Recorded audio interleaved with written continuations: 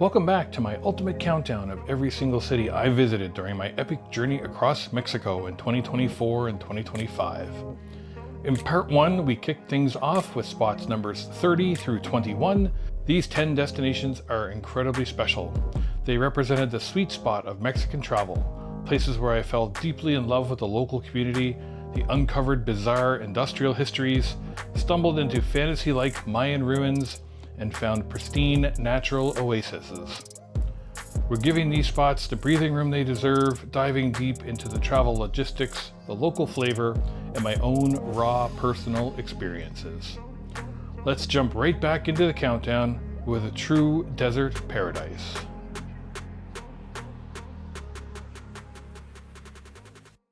Coming in at number 20 is Mulegé, a spectacular hidden gem nestled along the Sea of Cortez side of the Baja Peninsula. If you look at it on a map, it doesn't even make a whole lot of sense. You drive through hours of brutal, sun-scorched desert, and suddenly, boom, a massive oasis of date palms and winding rivers cut right through the valley. It is the very definition of a literal desert oasis. Compared to the heavy-hitter tourist traps on the peninsula, Mulegé is beautifully less visited.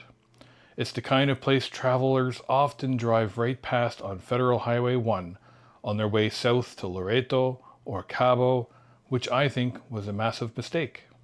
I personally fell completely in love with this town, largely because of the incredible stay I had here. It's a very small, remarkably close-knit community. The vibe is slow, safe, and completely welcoming. You can park your car, you can walk the cobblestone streets, and everyone seems to greet you with a genuine smile. Logistically, it's a dream for budget travelers too. The local eats here are phenomenally cheap and authentic. I spent my days wandering down by the river, visiting the historic Misión Santa Rosalia de Mulegé, which sits up on a hill and gives you a jaw-dropping panoramic view of the green palm canopy, contrasting against the arid mountains, and eating incredible, fresh street tacos for pennies on the dollar. If you want to experience the raw, slow-paced magic of Baja without the crowds, Mulegé is definitely where you'll find it. And it kicks off my top 20 for a reason. At number 19, we are staying in Baja, but shifting gears completely to a big city that packs a serious punch, La Paz.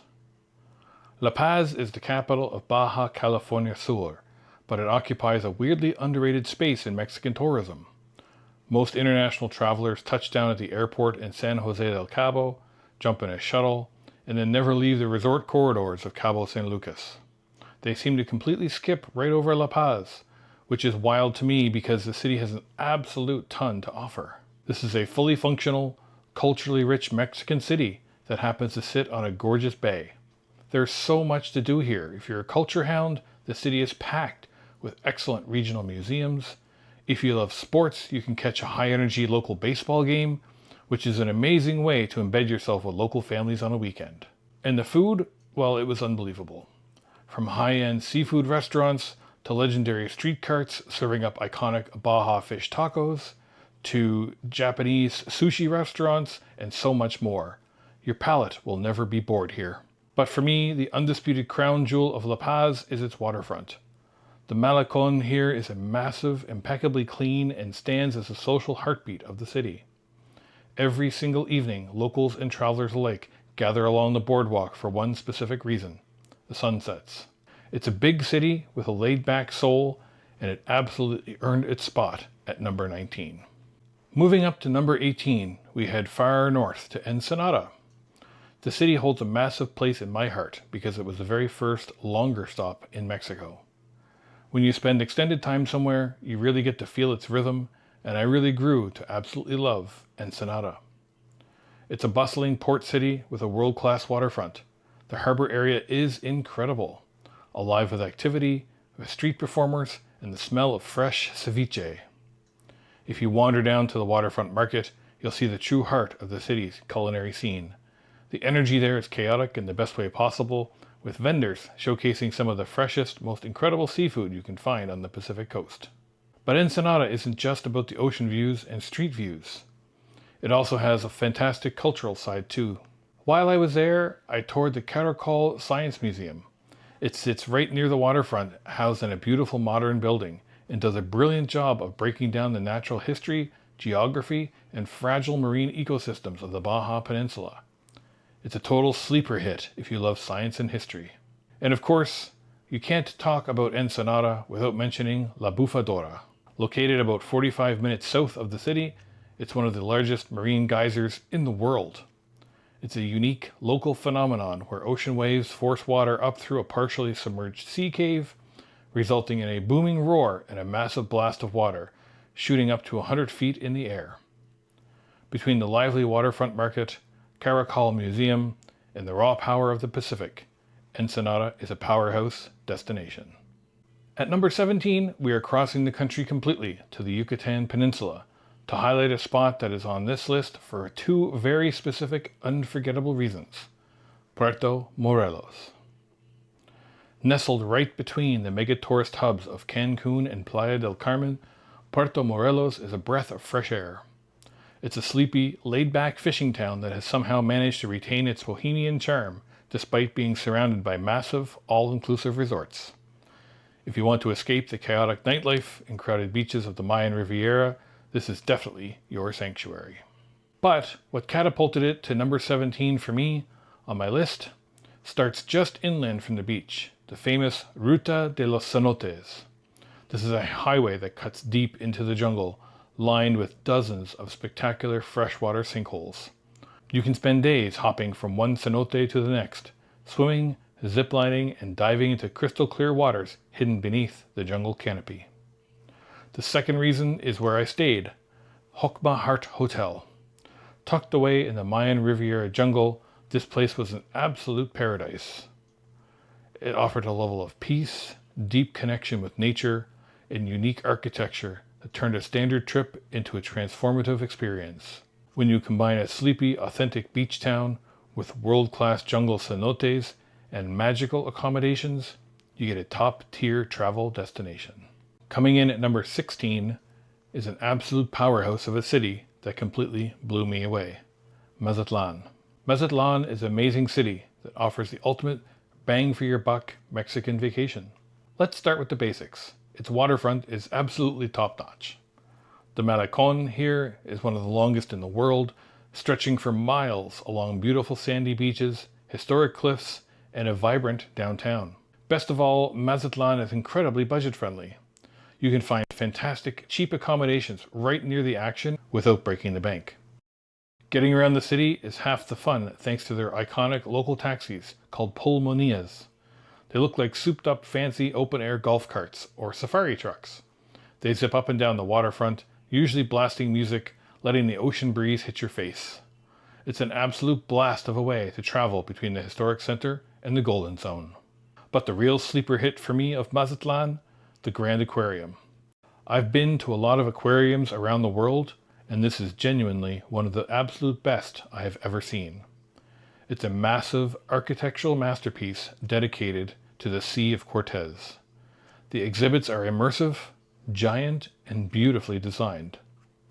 Combine that with a legendary high-energy nightlife scene that keeps the city buzzing long after the sun goes down, and Mazatlan easily clinches its spot at number 16. Breaking into our top 15, we head deep into the damp green jungles of Chiapas to visit Palenque. Palenque is a tale of two entirely different worlds. The primary reason anyone comes here is for the archaeological site, and let me tell you, the ruins are straight out of a fantasy novel.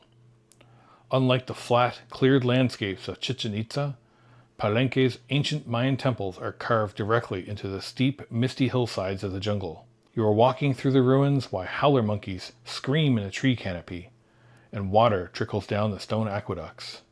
It feels ancient, it feels mystical, and profoundly powerful. It's an absolute bucket list adventure. However, full disclosure, the actual town of Palenque left a lot to be desired. It's a hot, dusty little transit town, and to be perfectly honest, I was pretty disappointed with where I stayed here.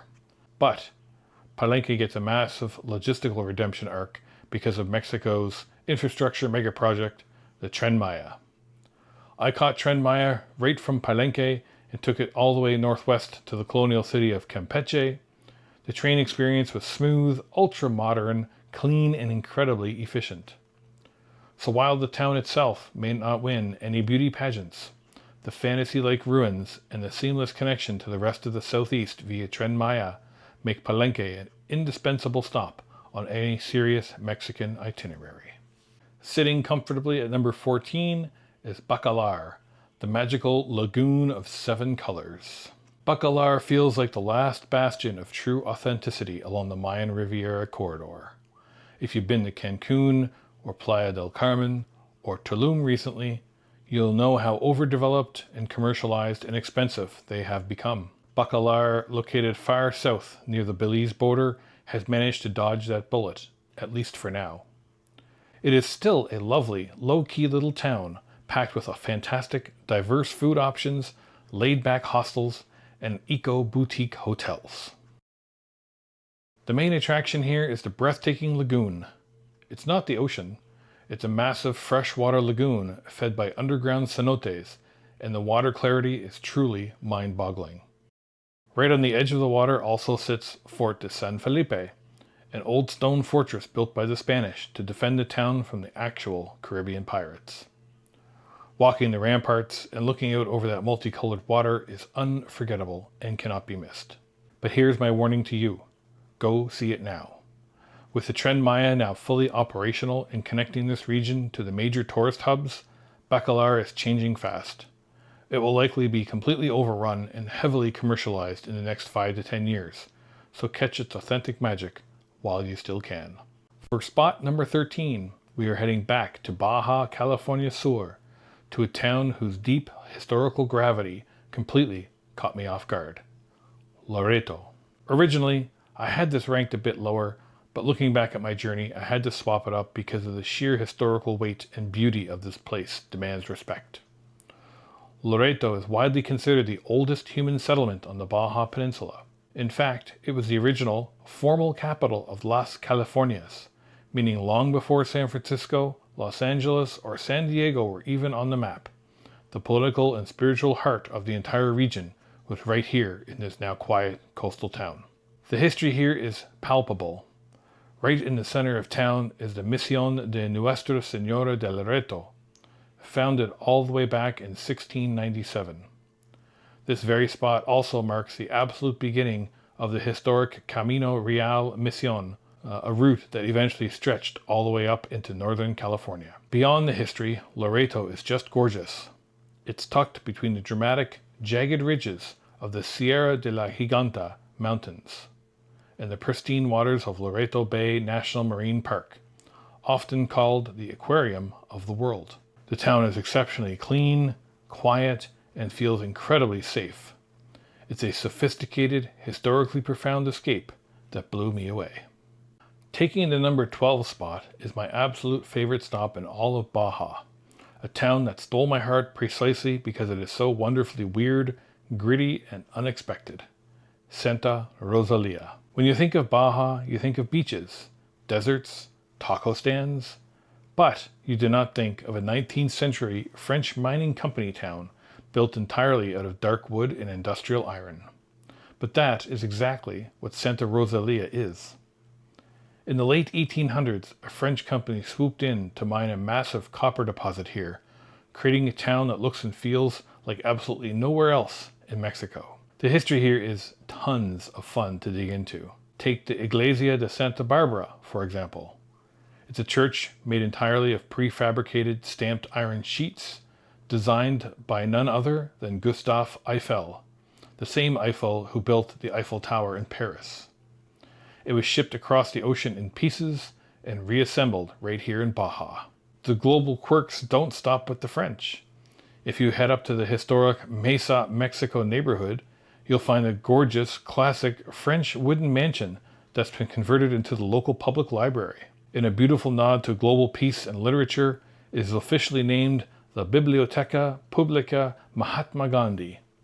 It's an incredibly unique community landmark sitting right in the middle of Baja. Add in the spectacular mining museum, where you can take mine tours into the old tunnels, and a historic French bakery still serving up fresh bread. and you have an unforgettable stop. A fair warning for travelers, however, Santa Rosalia gets very hot.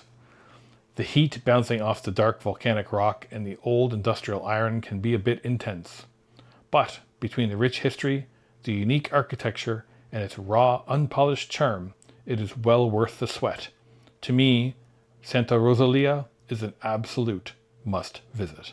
Finally, bringing us to the doorstep of the top 10 at number 11 is Comitan de Dominguez. This beautiful destination marks the first of 3 entries on my list from my incredible journey through the highlands of Chiapas in December 2025. After traveling through the hot coastal regions and dusty transit hubs, arriving in Comitan felt like stepping into another world.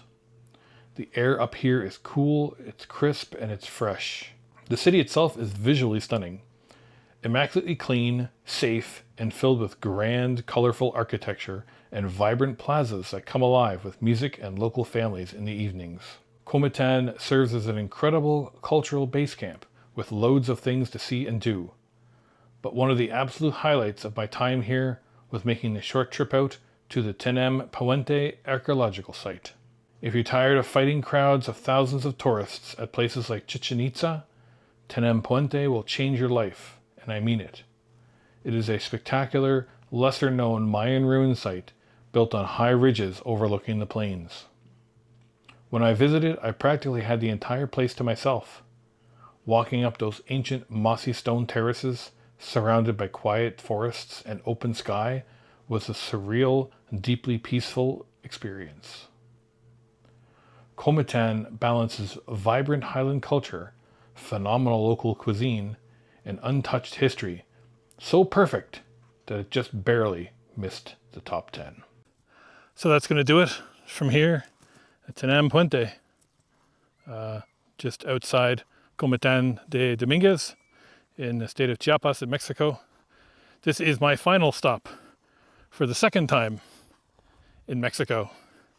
And I'm really glad that I spent some time here in Chiapas, checking out Tuxtla Gutierrez, San Cristobal, and here in Comitan, because it is a spectacular part of Mexico. And I really hope that this encourages more people to come and check it out. And there you have it. Cities numbers 20 through 11 are officially locked in. We've gone through the desert oases of Baja, to the deep jungle ruins and the pristine lagoons of the south. Now, only one thing remains.